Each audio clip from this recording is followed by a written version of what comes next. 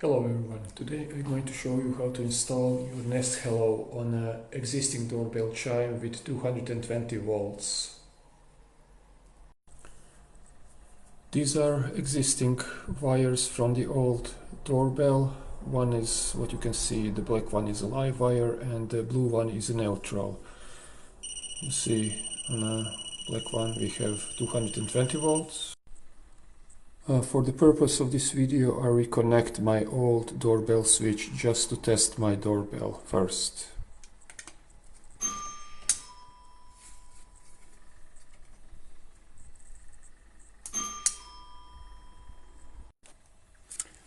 In order for this to work, you will need the following electrical components.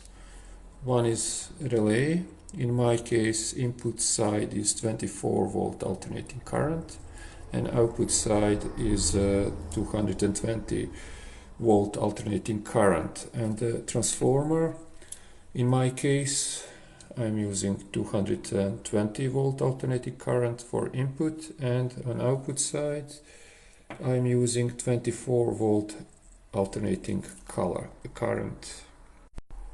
Now, how to connect this setup. From your Nest doorbell, you will bring two wires. One will go to transformer on, in my case, 24 volt AC, and the other one will go to a Nest pack. From Nest pack, one wire will go back to transformer, in my case again 24 volt AC, and other two wires, output of your Nest pack, will go into 24 volt AC side of relay, in my case.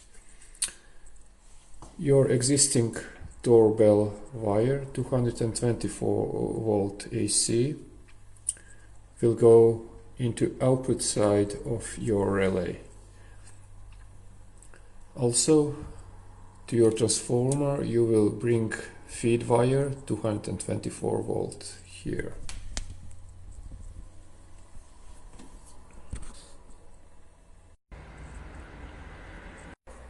Now let's test the doorbell. The doorbell is here.